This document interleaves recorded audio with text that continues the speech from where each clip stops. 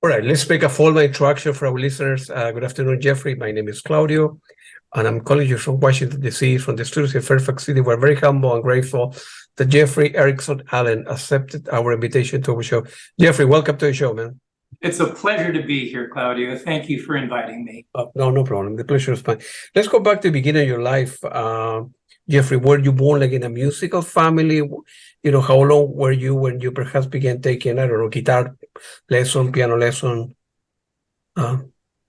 Well, my musical education began with my grandfather, who was a classical cellist and also an orchestra and band leader. He had a very fine musical education in Chicago in the 1920s, and he was also my best friend when I was growing up. I was very closely bonded with my grandfather, and at the age of 8, he became my first cello teacher. And it's been a love affair with that instrument these 57 ensuing years. But of course, music has led me to many other different forms, different instruments. I've collected quite a few acoustic instruments over the years and studied a bit of keyboard, enough to go along with the theory that I know. I did study music at the University of Oregon School of Music, and that was in my early 20s. But I was on my way toward being a classical performer when I had an injury and had to stop playing. And it gave me some pause.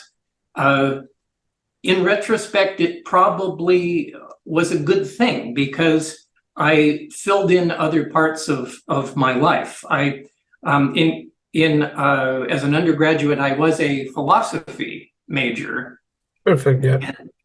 And that was something that I think has consistently informed my musical life and my compositions.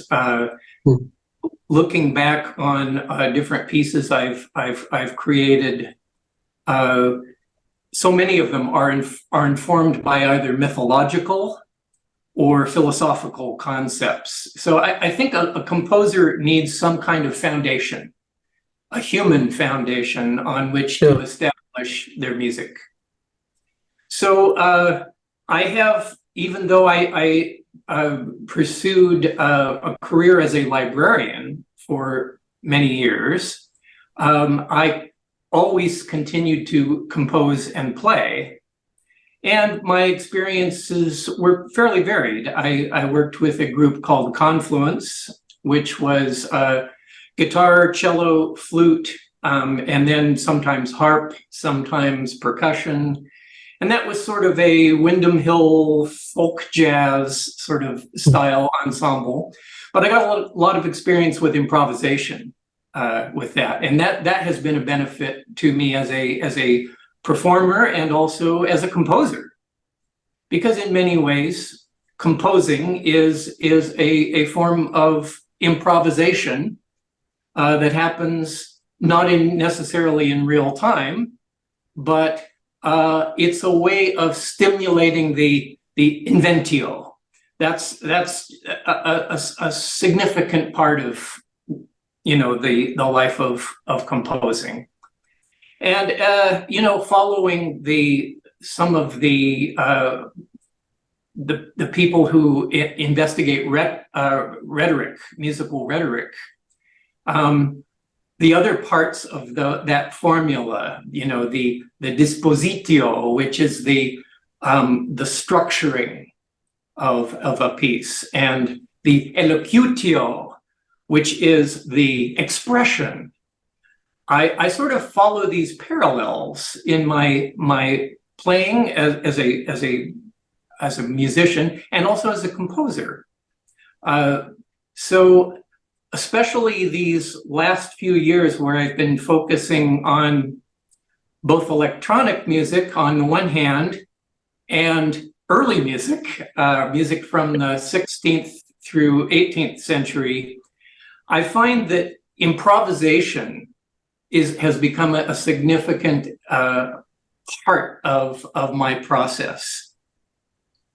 So I'm never finished with my musical education. I'm a lifelong learner. I think you can see in the background, besides my cello, there is a viola da gamba, which is my latest acquisition, and is providing me with some new challenges in playing, but also some new opportunities to hear and understand some of our European musical heritage that is really important to me. So I do have, besides the European classical heritage and traditions in my work, you can probably hear in my work that there are Eastern inflections as well. So, pardon me? No, go ahead. Perfect, great. So, for example, I've studied a bit of some instruments like the shakuhachi and the Japanese koto, which is their long zither. Studied with a Japanese master for a number of years. And those studies were very valuable for me in opening my ear and my mind to some other formats and forms of music that I have tried to give expression to in my compositions. So as far as the background with theater and with dance, that's also been just a really important part of my my musical life. I've had the opportunity to collaborate with some marvelous theater directors and choreographers who in many ways give a kind of visual and kinesthetic sense to music that I would like to bring to the stage, and have had plenty of opportunities to do that. I'd say that in many ways that my music in general is very visual. It does tend to evoke a lot of visual imagery, and it's also very much concerned with storytelling. So my career as a children's librarian and a storyteller has helped inform my musical creation by giving a framework and a point of reference for a composition. I feel that I'm always trying to tell a story in my music. That's great. That's great.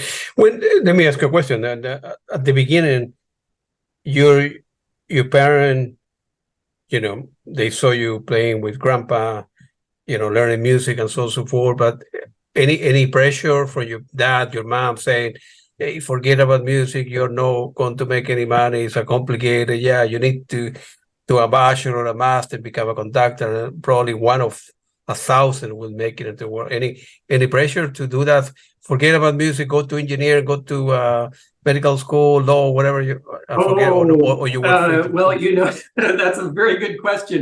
As I have tended to pick things.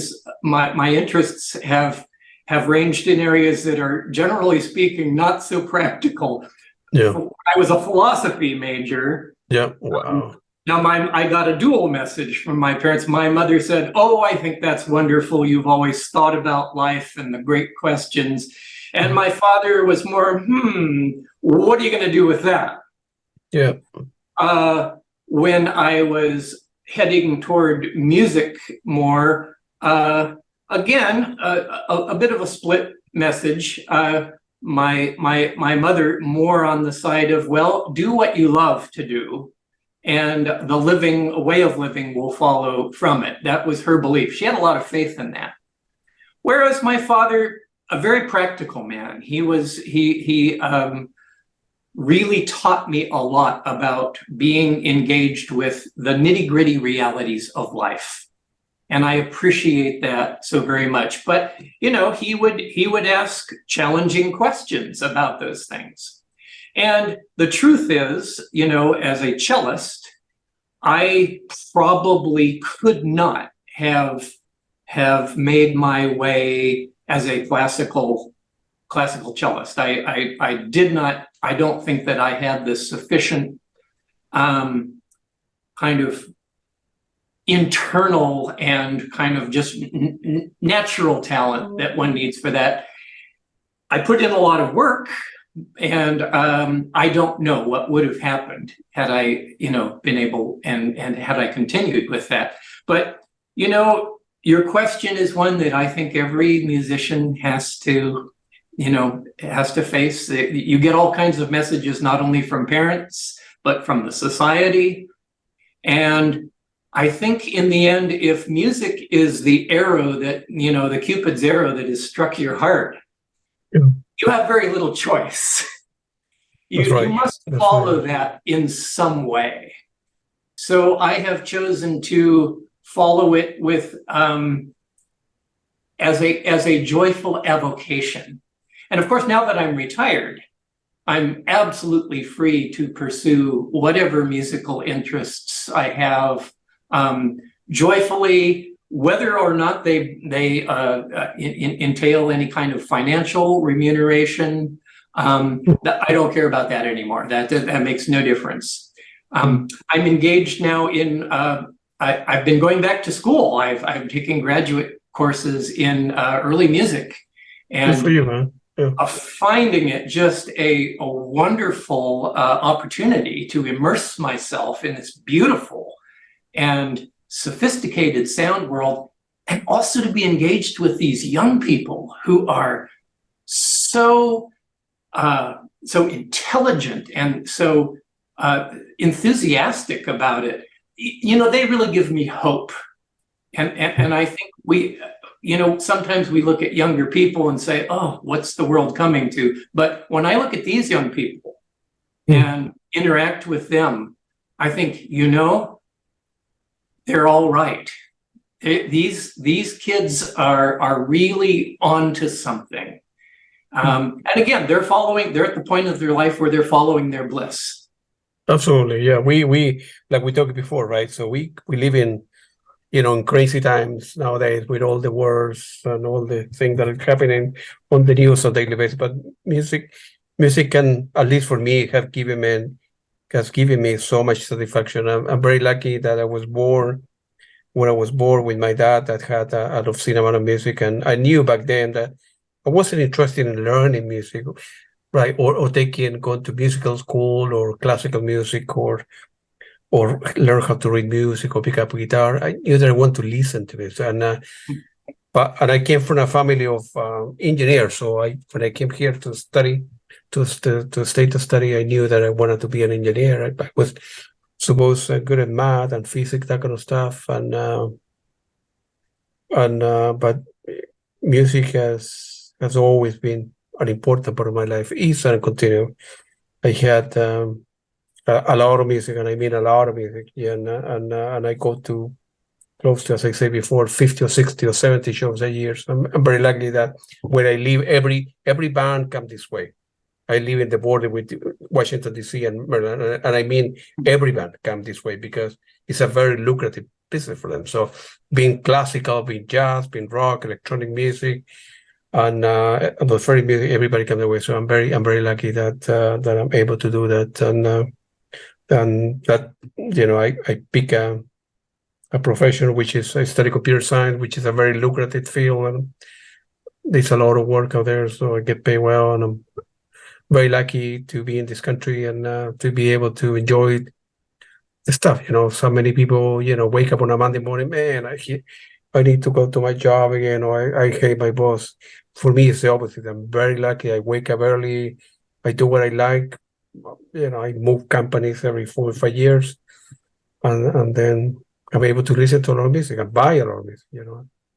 So I'm very listening. As we were speaking before, I think is and listening with really open ears, really hearing what is there in the music, and having many points of reference from which to understand and judge and experience a piece of music, it is absolutely critical. You're the kind of listener that every composer wants. and I thank you, and I put attention, right? So, like nowadays, no judge, no, moral judgment one way or another.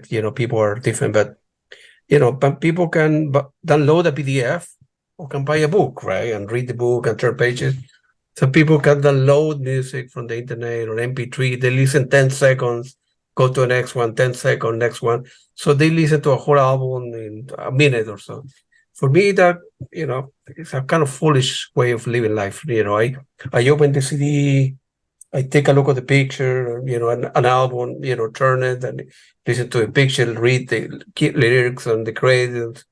Kind of smell. It's like a beautiful thing to open a vinyl, take the plastic thing, or the CD you open with a little knife, and I don't know. That's who I am, and I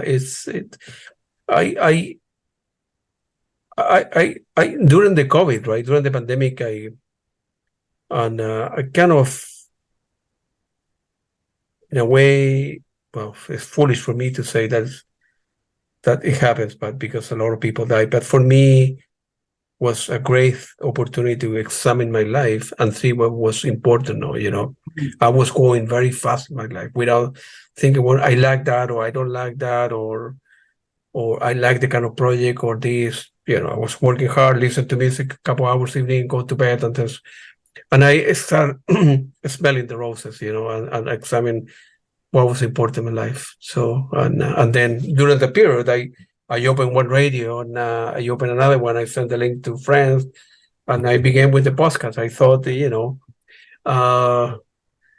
we touring musicians are obviously not touring with the colleagues. Everybody must be at home bored. So I started calling people, and the rest is history. So I got. That was wonderful. Yeah. Well, I'm glad you took that opportunity to be reflective, and I think a lot of people do. Absolutely. Yeah. Right. Yeah. For me, that period of time, at least with my composing activities, involved a lot of self-doubt. I was working on a project, the album project previous to my most recent release called Gnosis. Yeah. And this is an album project which was based on Hellenistic philosophy, essentially. Most of the tracks reflecting epistemological ideas and trying to translate that into music. I had what I thought was a complete album. I left it aside for a while. When I came back to it, it didn't work for me at all. I felt like I had to strip almost all the tracks back to their bare bones and then gradually add back what was truly meaningful. And I think that was sort of the experience of the pandemic for a lot of people. There was a stripping away to kind of what's bare bones and essential in life, and then to add back what one really can feel is their own true expression.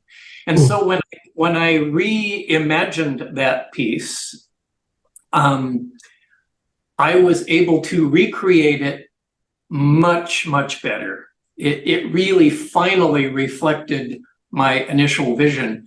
But I think it was the project that gave me the most angst, the most sense of self-doubt. But it was really good for me. And I have to say that Spotted Peccary's Deborah Martin was so helpful to me in conversations. She was so supportive in helping me to reimagine and redo my project. So I thank her and the other people on the label for that kind of support. Yeah, absolutely. And the kudos to Spotted Peccary.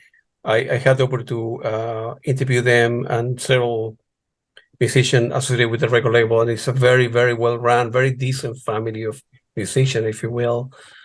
They try, of course, break even, try a little bit of money, but the quality of the recording with Howard and master engineering, the quality of the the cover and the visual, the text that they use is very well run. It's you can tell right away, right? There's something good enough, right? So, like for example, I don't know, like a Starbucks, right? So you go to Starbucks, you can sit down, the bathrooms are clean, it's a good atmosphere. You pay, I don't know, $5 a coffee, but it's experience as opposed to going to a drive-through very bad coffee and you pay $1.50, right? So this is like the Starbucks, if you will, of the maybe Starbucks should promote this podcast now that I'm talking about them.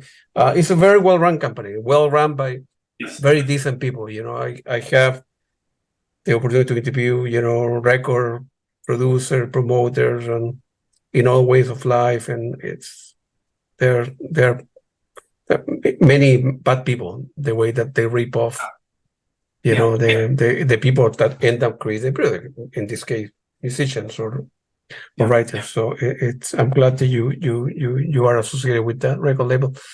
Have you ever thought about all artists? They are all artists themselves. Absolutely. And have recorded wonderful albums for the label. So they absolutely understand every stage of the process, and they support and appreciate that. So I'm so grateful to have been, to be associated with them. Absolutely, completely. Have you ever thought in your wildest dream where you were growing up, having the conversation with your dad about, hey, maybe music is not the way to make it, or read philosophy books, it's okay, but go to medical school. And now you have been featured on syndicated radio show, including the Outer Space, Arstad N, and so on and so forth. Man, it's not bad, huh? No, not too bad, huh? Yeah, well, he did live long enough to see the beginnings of this kind of, modicum of success that I have enjoyed. And he also really had, expressed a lot of appreciation to me about that, and gratitude. Gratitude to him for his practical wisdom in life. And he back to me for also continuing to, keep in whatever way I could following my own, dreams as an artist and as a philosopher. Yep. Perhaps music in kind of philosophical terms, lamer term, maybe music has chosen you, not the other way around, right? So you didn't have an option, maybe, maybe that was the way. The poet Rilke exchanged some letters with a younger poet. It's a marvelous short book called Letters to a Young Poet. And one of the things that Rilke, one of the phrases he uses in speaking to this poet is what he called innere Notwendigkeit, inner necessity. Right. He said, you must write from this inner necessity. Everything else is worthless and a waste of time. And I think that's true in music. I think you must find what is your inner necessity. There must be almost a feeling of inward pressure, a sense of almost like something boiling up. Absolutely, to erupt into something that is really, expressive and meaningful and carries emotion and thought. And I am not a composer who focuses only on the emotional. That is a component of what I do, but to me, music is a much bigger container, and it includes, musical idea and the working out and development of musical idea as not only a carrier of feeling, but as a carrier of thought or an expression of thought. Absolutely. As I say before, music wasn't my calling as a musician, but it was my calling as a consumer of the product called music. So, many families, they put pressure on the kids to study we don't have a medical. We never have a doctor in the family. You should study medicine. You should study that kind of foolish too. I have a 20-year-old boy now, and you need to do well in life. It isn't this university, that university. You will fail stand up like I did fail stand up, but pick what you like, and then do go to master's school and get a couple of degrees. No family pressure. We have put some money aside for you to do whatever you want in life. What you're calling, no, it's your life. I'm not going to. I'm as a dad, right? I will expose you to art, to music, to travel, to another language, to see the world. But at the end of the day, it's your life or her life, whatever. Me as a parent, I'm not going to live your life. I will enhance you and help you to do whatever you like in your life. And failing is okay. Picking a second career is okay. Yep. Those are just the kind of messages that our children need. Yeah. Coincidentally, I was just reading in the treatise by Joachim Klantz in the 18th century. He's talking about musical education, and he says essentially to noblemen, as parents, if your son or daughter is called to music, support them. Absolutely. Give them the opportunity. Don't force them into something that they don't want to do. Let them blossom. And I think that was so wonderful that he wrote that in the 18th century. Absolutely. I don't want my little son to be a Claudio. I want for him to be him. Look at the mirror, see what is appealing to you, and face the music, so to speak. See what is your calling within yourself, and failing or starting over again, it's fine. It's a wonderful country that gives the opportunity to, like it has given me, to do well in life with pretty much nothing. I'm the American dream alive, so I'm very, very pleased to be a U.S. citizen and have done well in this country, giving me a second opportunity. I was very poor. I will get emotional if I think about stuff, but I have done okay. So Wonderful. So let's talk a little bit about I was reading in your biography that you also enjoy, as you said before, the theater and dance, collaborated with several modern dance group and theater. Have any of this composition, what's the process? You kind of create something that could be applied to theater, or theater companies that they know you by your reputation kind of approach you and they would say, hey, we would like to do something like that in the next 2 years. What do you recommend? How does it work? Well, fortunately, I've been engaged almost exclusively in projects that are true co-creations.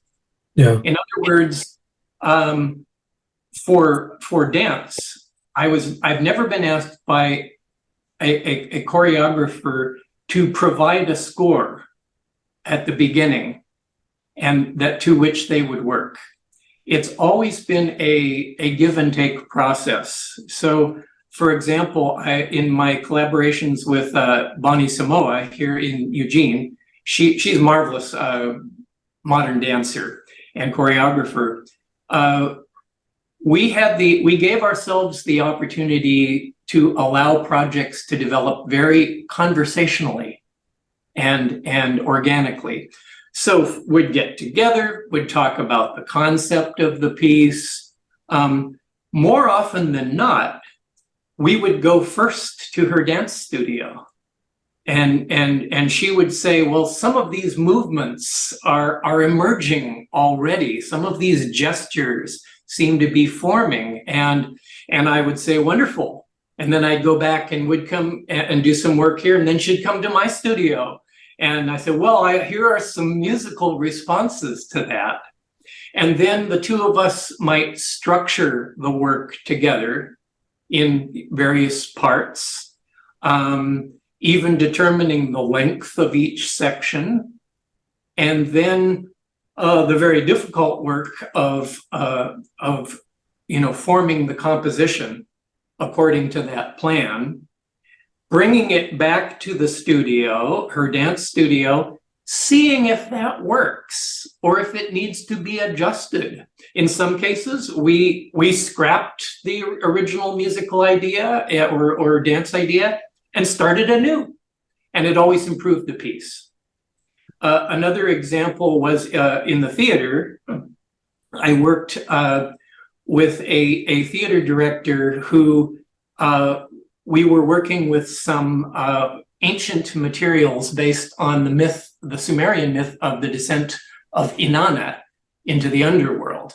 This is probably the world's oldest written myth.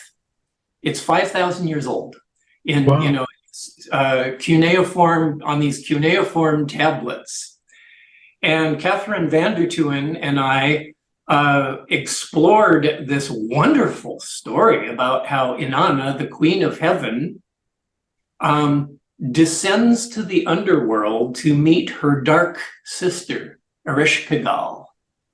And she is ritually first stripped of all of her wonderful raiments as she comes down to the underworld. And finally, she's turned into a corpse and hung on a hook to later be rescued by these empathetic spirits who bubble up out of the ground, sent by a god Enki, who is the god of music and the god of empathy. We also worked with Madonna Holden, who was is a marvelous poet, who reset these stories to a contemporary poetic sense and structure. And the three of us collaborated back and forth with dialogue, trialogue, and then working with actors. They came into this, and this is not the usual production schedule for an acting troupe to spend 2 years developing a piece. That's almost unheard of. But the actors themselves provided all kinds of feedback and interaction. And so when we finally produced this piece, The Descent of Inanna, I think that what we made, it was its own form. It was part opera, part theater. It was all masked. Everything was done with masks. So it had elements, that were ancient. It had an electronic and acoustic score. Some parts were played live, some parts were recorded. And so this kind of collaboration gives me a lot of juice. I as a composer and just as a human being, it's exciting to work on projects like this. And it's rare to have the opportunity to spend this much time in the collaborative process. I've really, really benefited from it, and I hope given much back in return. So is that have been those compositions have been they were recorded? They're yes, I actually your I released repertoire? an album, self-released an album called The Descent of Inanna. Okay, I wanted to check it out. Yeah. That has versions of, it has, I think, 12 to 15 tracks of versions of scenes. Now, I had to change that to make it work as an album, of course. Absolutely, yeah, right. But the story essentially does unfold in the recording. Yep. So, I think that too has been something that has stuck with me in my process of creating and assembling albums. I am not just assembling tracks, but always trying to tell an overarching story that takes the listener on a journey. Absolutely, yeah. In these days when so many people, they're streaming things and they just listen to this track or that track, I think, well, they're missing an essential experience sometimes when the album has more of an overarching structure and a story to tell. I always hope that my listeners will want to listen in order to the pieces that I've written that have a trajectory. Right. Yeah. Absolutely. Yeah. Right.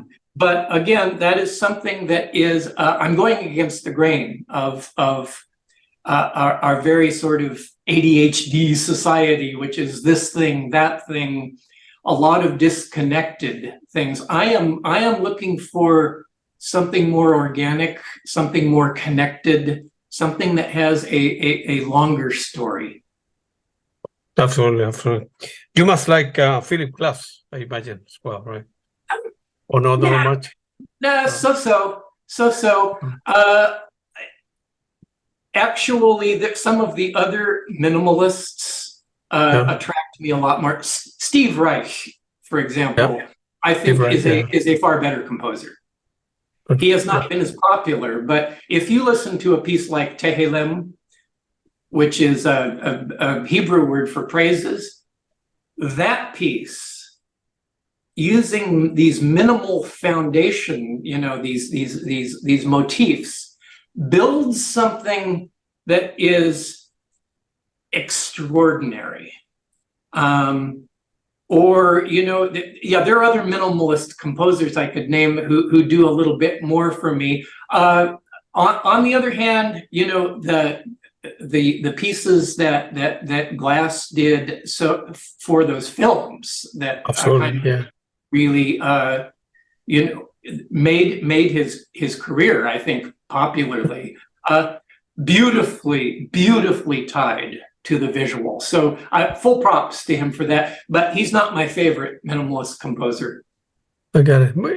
What's the name of? I have several. Journeyscapes, I think is one, right. and the other one there. They were very good because if you combine that with the image, right? I think folks, working on the field, climbing the mountains and music in the background is a beautiful thing, man. Which is your favorite minimalist? You say it's not my favorite. Anyone in particular? Well, I would probably, in some ways, Terry Riley, who was one of the early pioneers of minimalism, with the influence he came under Eastern music, they're all very, very appealing to me. I think he was building this from the ground up. No one else was really doing that. But I would mention him in particular as being important to that. Although, again, I am not a minimalist in my methods. I borrow some techniques from the minimalists. So, for example, quite frequently in my pieces, there is a recurring ostinato that is introduced at the beginning and runs through the length of the piece. An example, on the current recording, Chronology, the very opening track, Unwinding the Dream, has this very sort of sparkly ostinato figure, which to me represents two things: the ongoing march of time, that it is something inexorable is carrying us forward, and that there is an essential vitality, a kind of élan vital, which is a part of that. But that is used as a foundation on which to lay a very long sustained melody, to layer harmonies. It's essentially kind of a passacaglia, I would say, formally. But this is a recurrent feature in my Music as Chronotope project. I have used this device, if you will, on many of my pieces. And it also, to me, exposes what I hope is kind of an underlying philosophy of the whole project, which is this confluence of space and time. And that human beings, there is a kind of a voice that I try to give, the vox humana, which is suspended between space and time. It belongs to both, but in essence to neither. The early, the medievalists had this, or I should say the Renaissance composers, medievalists not so much, but the Renaissance composers had this notion of, they had musica mondana, which is the music of the spheres, something eternal, something that is, kind of going on whether we know it or not all the time. They had the musica humana, which is our individual human expression that is added to that. And then there is a third music that arises as a confluence of the two. And that is the musica poetica. And that's what I'm interested in. That's where I want to go as a composer. That's what I'm interested in my explorations now of early music. So that's what I'm working on, I think, as a very broad palette for my compositional activities. Wait, do you like the work of well, the main composer is not alive anymore, but the work that Popol Vuh did for the movies of Bernard Herzog? Those were marvelous. Yeah, very good. Yeah, like Yeah. a couple of a couple of them, and I very good music. really, I experienced those recordings when they first came out, and That's right. I found them ear-opening. I found them Absolutely.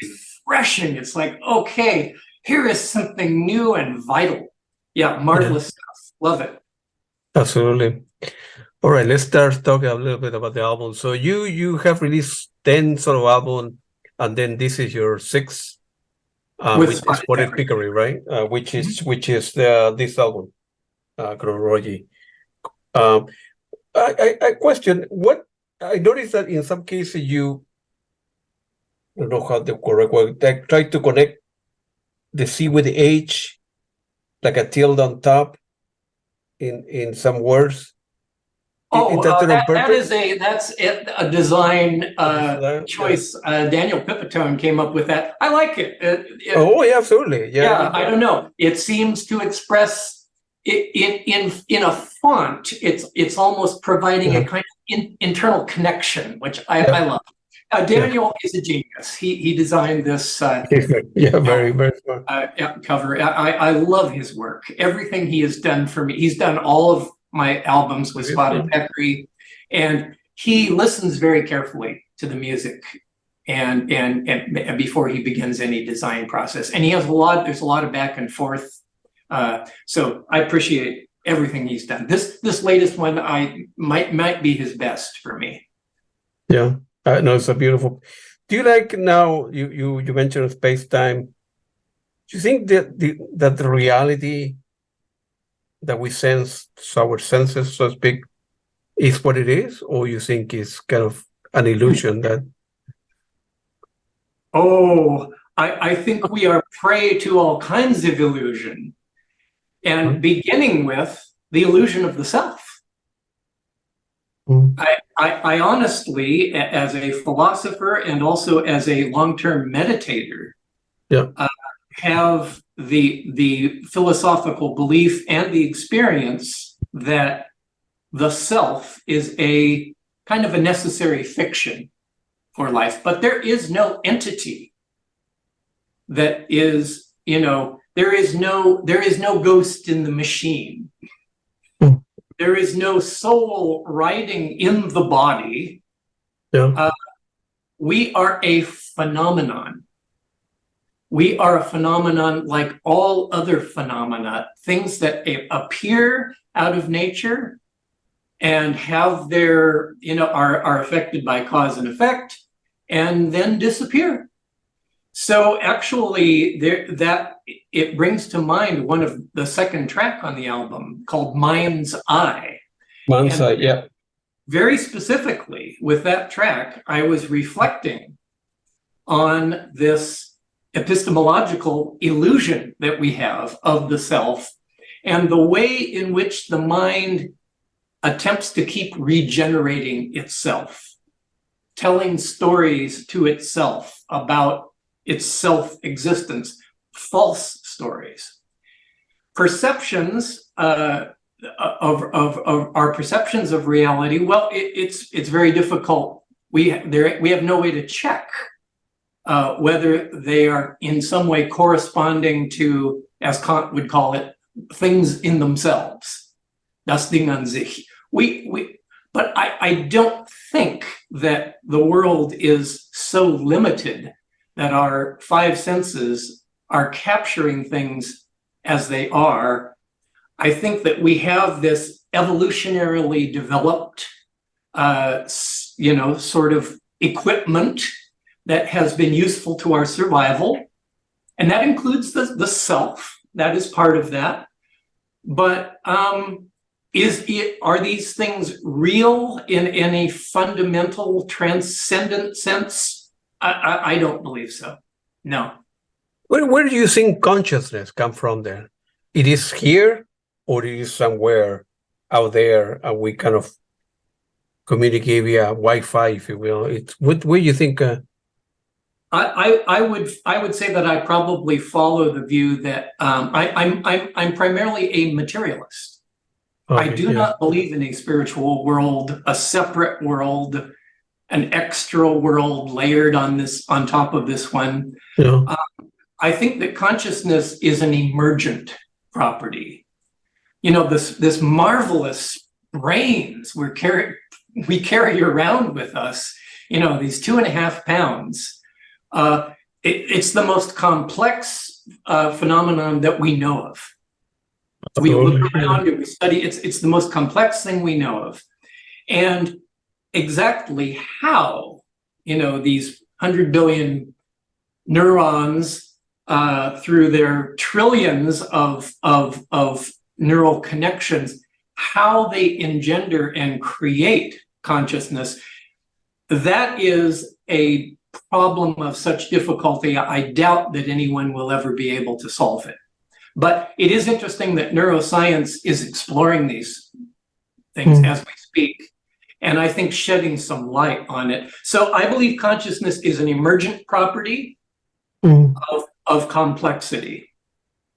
Yeah, as a materialist, you don't believe like life after death, or in between life, or No. remote viewing, or lucid dreaming, and that kind of stuff. Well, lucid dreaming is a phenomenon, and I've had lucid dreams, but I don't think one should draw any kind of philosophical conclusions from the experience of lucid dream. No, I'm in a funny position because my music gets often categorized in the New Age category. Yeah. But I am not in any way a New Age thinker. I don't subscribe to any New Age philosophy. I did spend many years in Zen Buddhism in training. Yep. But I have to say that I have never subscribed to some of their basic philosophical tenets. I don't believe there is any law of karma. I think it's a layer that's placed on things. I don't believe in any kind of metempsychosis, reincarnation, rebirth. No. Everything that we have, everything that we are, everything that is us is right here. And when the brain dies, everything that the self disappears. I know why people are so anxious to want to imagine that they will continue. There's a great book by Ernest Becker called The Denial of Death, which I have recommended to so many people. And Becker says, you can look at our whole society, our whole culture, everything, and all the cultures of the world as expressions of a denial of death. We are so afraid of cessation that we will create any number of ideas, illusions, myths, philosophies, religions, in order to try to dispel that fear. But at the basis of it is the fear of death. And, to me, the best answer to all of this is art. Art does not say that this is reality. I use all kinds of things that are inspired by philosophers and, even religious metaphors and myths, but it's all metaphor. And expressing these things in some kind of form that can be shared with others is, I suppose, that is my expression of my response to this fear of death. So that's a short answer to what could be a very long discussion. Yeah. But as human being, right? As human being, I suppose we all look at, or I hope everybody look in the mirror, see if they're a good parent, good husband, good, decent humans in the world, whatever that means, whether you're Catholic or Jewish or this, take advantage of people, you don't take advantage of people. And we see music, right? An art, and go to be seen, and opera and all the stuff, and get emotional, we cry, fear. And then music allow us to, I suppose, express our fears and emotion, look within ourselves, and see how beautiful this world is, and enjoy a play, enjoy an opera, enjoy you kind of music, electronic music, and so on and so forth. People that do yoga and then they do meditation and so on and so forth. It's a beautiful thing that that music and art and plays and poetry exists, right? In a way to kind of look within ourselves, I suppose, right? I'm from Chile, I told you, right? So who wouldn't like, for example, Pablo Neruda, right? He write about love. Or like, I don't know, La Traviata, to say something, or who wouldn't like Popol Vuh, Klaus Schulze, Tangerine Dream, and all this great musicians. It's a beautiful thing, man. Yeah, I was just going to add that in addition to expression, music, because it only happens while it plays. It's an art form that only exists in real time. The piece is only there while you're hearing it. Then, poof, it has this quality the Italians called sfumato. It goes up in smoke. And music to me is a constant reminder of transience, the transience of life, the effervescence of life. And in that, there's a bit of melancholy, but there's also great beauty in that. Michelangelo was one who spoke a lot about sfumato and put it in his paintings. Also Da Vinci maybe even more. Even though what he created, has persisted, here for centuries, his expression and his ideas also include these very transient elements. And it's one thing that did attract me initially to ambient music, is that there are plenty of opportunities to express this sfumato, this kind of things just vanishing into thin air. It's beautiful. Yeah, absolutely. By the way, let's talk a little bit about the album that I like all of them, of course, but the one that were very appealing to me is Unwinding the Dream and The Ghost in the Machine. Those are beautiful pieces, man. How long does it take for you to write something like this? And what's the process? You wake up in the morning and say, I want to spend 2 hours in music, or you live your day-to-day life and then you're in the supermarket or calling a friend or whatever, and then ideas come to your head, or you're driving and you say, man, I like that 20 second or 15 of a commercial. I want to capture that and then start working on how, what's the process for you to write in this, which is this a masterpiece, man? Thank you. Gosh. I have to say that I have no monolithic process. I can't describe how it works for every single piece. I think there's quite a few different processes. But I will say that quite often the concept for a piece may emerge very quickly, and I try to sketch it out very fast. I try to produce something that I can then use as a canvas for the painting. And it's important to me to distinguish the parts of the creative process, which I might call first the inspiration. Okay, that is the part that needs to run unedited, and it's more improvisational. Here is where I allow my mind free play. I don't worry about structure. I don't worry about wrong notes. I don't worry about anything. I just sort of put it out there. And then there is a second part, which is actually the most time consuming part. That doesn't take much time in the overall genesis of a piece. But what you might call the structuring, the editing, I spend tons of time on mixing. Mixing is one of those fine arts that I think I will never fully master, but it is for this type of music so essential to revealing the right emphasis, also the detail. If I often have up to 50 or more tracks in a multi-track recording, and some of them are almost subliminal. They're hardly even noticeable to a listener, but they're there, they're present.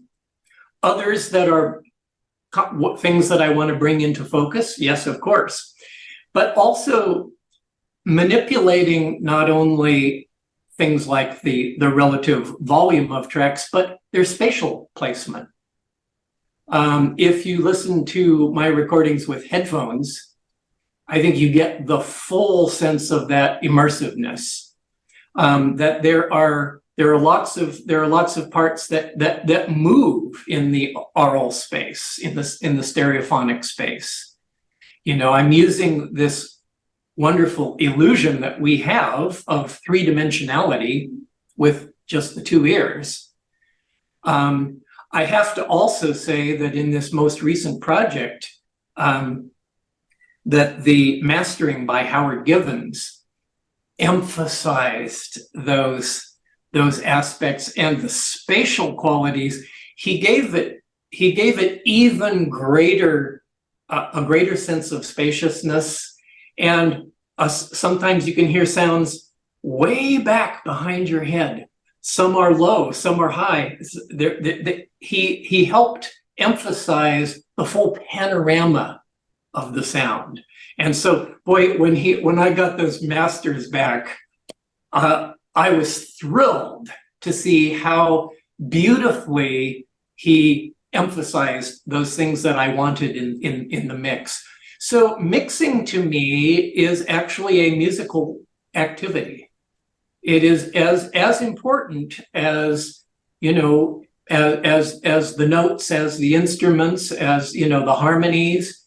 It's something in this type of music, at least, that I think is very critical. Right. So you were saying, but you at home you have a sort of console studio where you can compose, mix, arrange, fix, arrange, and eventually you say to your head, okay, it's good enough. I have to spend 8 months here. I can work another month and add probably one more percent. Okay. Yeah. Let's send to Howard, and then Howard take it from there and add depth, if you will, like adding like a different dimension, if you will, to it. Now No, we I'm go a back. perfectionist. I probably spend more time on this than I would like to have to spend. Absolutely, yeah. And also, I've over these period of years. Now, Chronotope Project is 12 years old, but Correct. I've been doing electronic music for 40 years. Yeah. If I reach back to early cassette releases, there has been a curve of growth in both what I can hear, what I can notice, and in my ability to manipulate this. It was one reason that on this release, Chronology, I really felt compelled to go back to some earlier tracks and to give them the kind of treatment that I now have the capability of providing. Things that I was listening back to them, dissatisfied with the final treatment, and thinking, well, in music, in recorded music, there are second chances. And I wanted to afford myself that. In that way, this album is a kind of summing up of a bunch of work. I honestly don't know what's next, but I wanted to kind of pull something together from past work and from present work that represents my current compositional state of mind and state of affairs. Yeah. Do you go back to kind of, I don't know, this CD has 10 tracks, right? But let's say if you have recorded 20 and then you have picked the top 20, the top 10 according to you, do you kind of go back to the other 10 down the road and kind of, or previous album, trying to recycle and change it and use it down the road for whatever? It can be, part 2 or part 3 or whatever. It could be. There are other pieces that might benefit from reworking. Yep. Possibly, but I tend to make something and then forget about it, mostly. Yeah. I'm much more interested in what my current, musical project happens to be. So there could be a chronology too. For example, I could revisit some other tracks. I have no idea. That's a good question. I think some of this track could be, I don't know, somebody in the sort of writing music or a soundtrack for a movie could use some of this, some of the track for, an opening scene or somebody writing film music for a new film or a sound score, or can be used, I think. If somebody wanted to license it, I'd be thrilled for that purpose. I at one point I thought, film might be a viable kind of medium for me. But the way the film industry is really, it is so constituted that the composer, if somebody is engaged as a composer, they are only brought in at the very end. Correct. Yeah. And they have a very short window to compose, record, and mix those tracks. I'm not sure that I would be able to meet the kind of deadlines that would be present. I think that would be uncomfortable for me. Part of what's joyful to me in this project that I have now is that there's no pressure. I have no deadlines for anything. Even Spotted Peccary, they say, I have a contract for a certain number of albums, and they don't have a deadline. They don't promote a deadline for any of these. It's like, well, whenever that project is ready, send it to us and we'll look at it.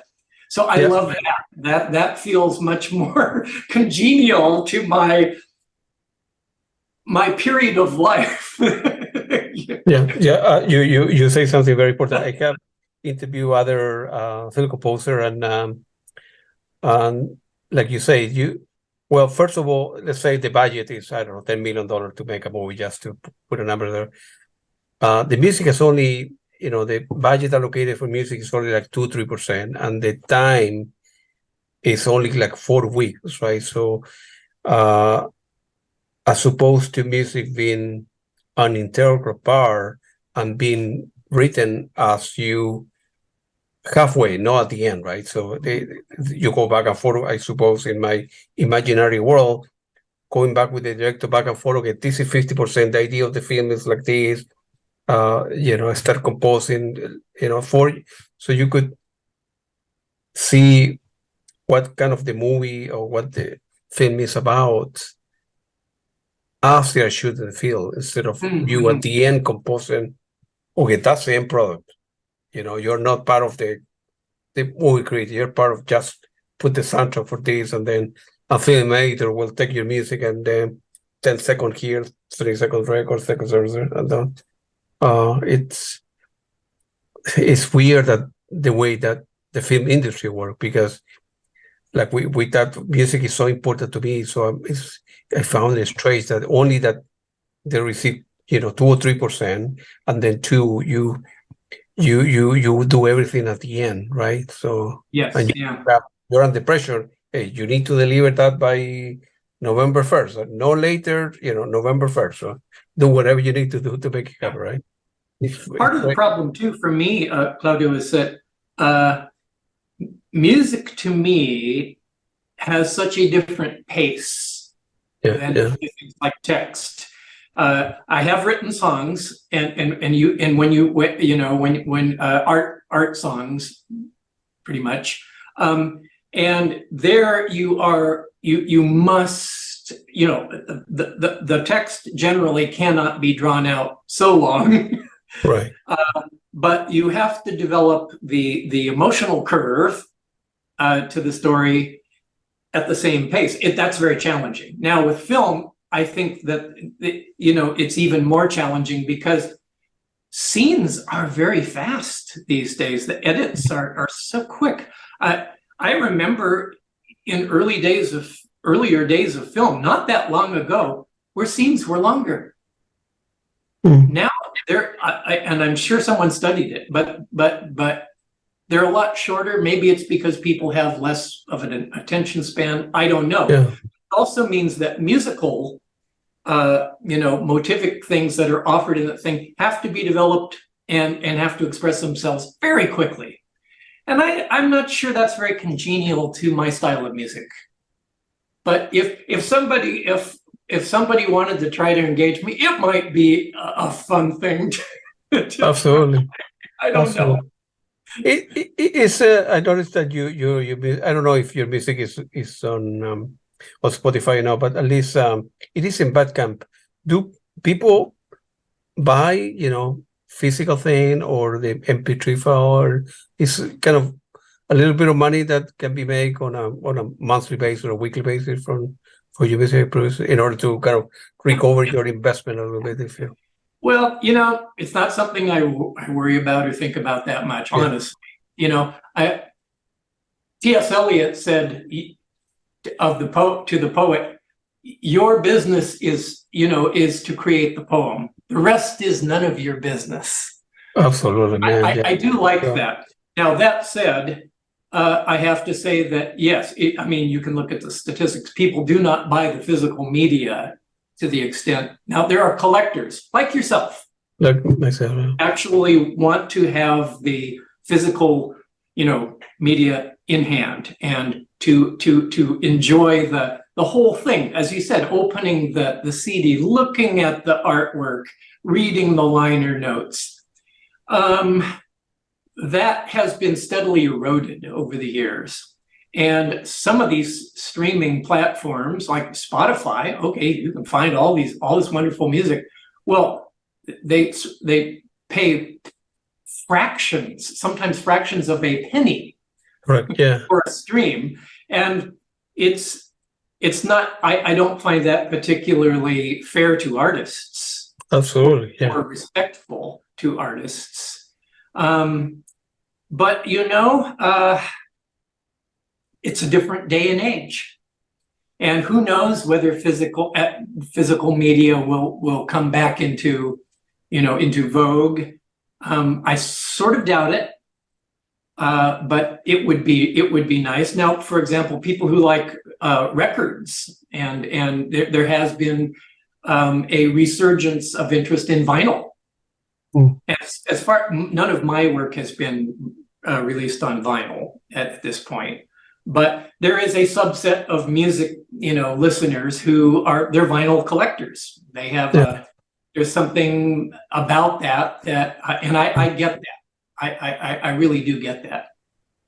Yeah, I have a lot of vinyl, and I go to during the weekends or sometimes during the week to go and buy new music. And there's hundreds also of collectors that like buying vinyl, right? And CDs nowadays, many new cars or cars that were manufactured in the last, I don't know, 5 years, they don't have a CD player to begin with, which for me kind of foolish, right? So if I have the money to buy a brand new car, the first thing I will ask them, I will buy your car, but you need to put a CD player. That's your problem, right?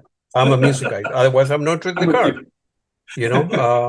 or in the house, or have, like, I don't know, I have kind of expensive stereos that I imported from Japan and so forth, and I have a CD player. I have except the bathrooms, I have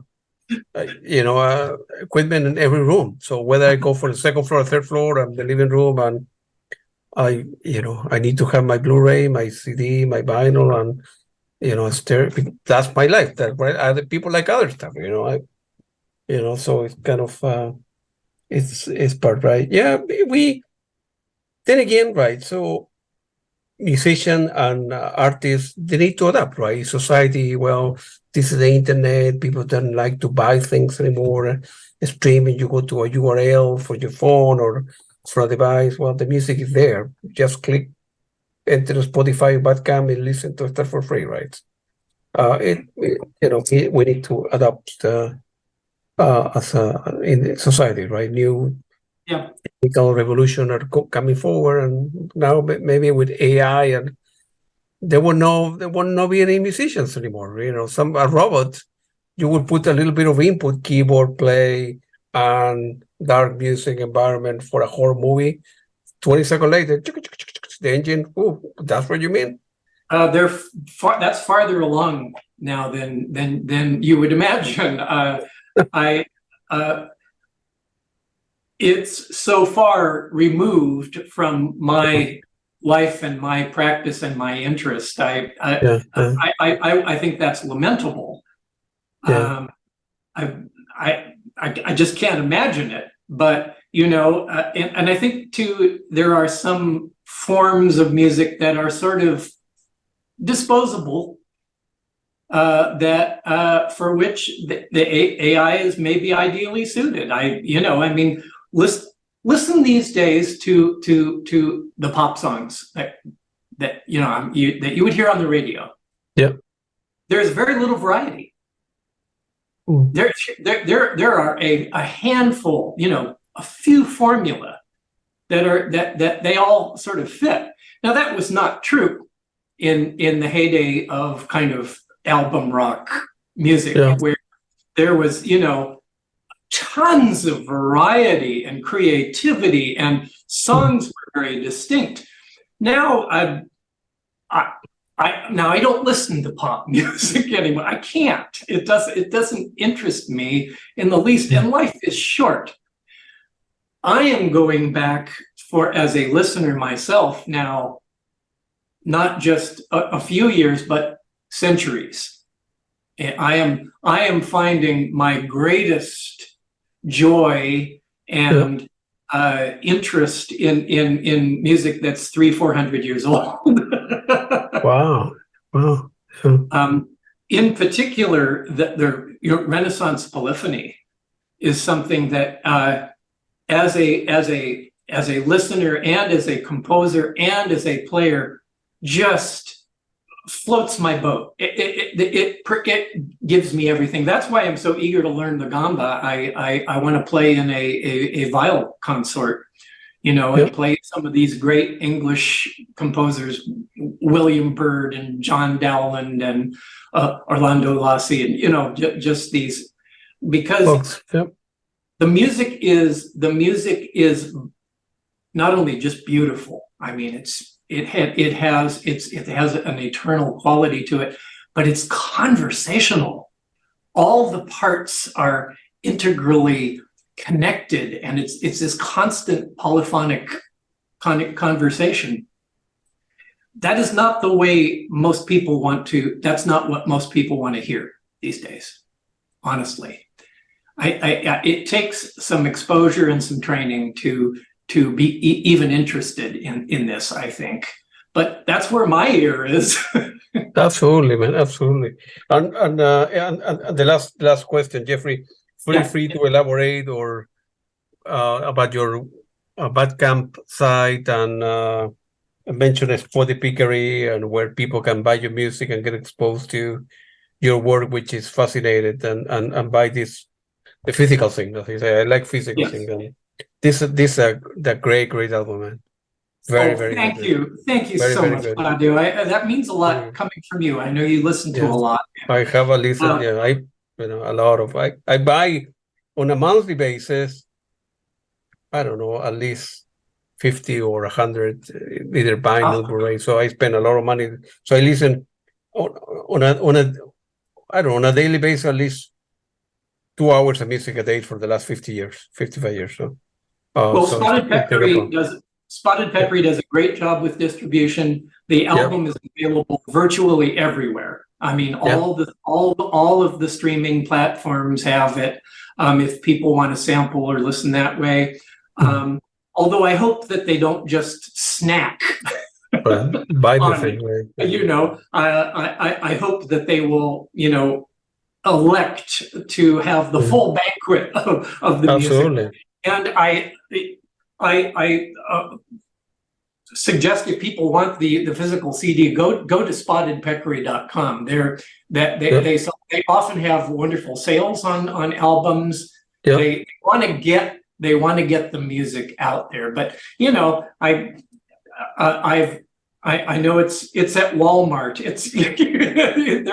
There are so many places where they've distributed this, but if anyone wants to just Google Chronotope Project, all of my albums will come up quickly, and they're widely available.